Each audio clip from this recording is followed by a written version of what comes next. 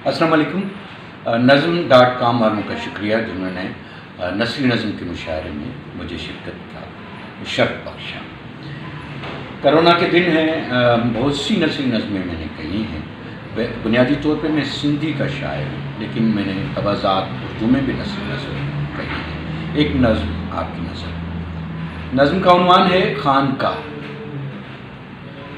मुझे फूल लेने, परिंदों से बातें करने, समुंदर किनारे सूरज को डूबता देखने, बरसात के दिनों को याद करने, बारात में ढोलक पे गीत सुनने, फुटपाथ पे रोज मिलने वाली बुढ़िया को खैरात देने, किताबों की दुकान पे देर तक किताबें देखने, कोई शाम दोस्तों के साथ गुजारने और पागलों की तरह कहे लगाने का नहीं सोचना चाहिए।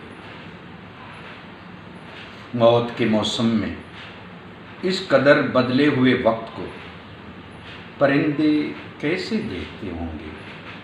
सुनसान गलियों और बंद होटलों को देखकर आवारा कुत्ते क्या सोचते होंगे। कैद तन्हाई में जिंदगी मेरे अंदर सहमी हुई रहती है। बस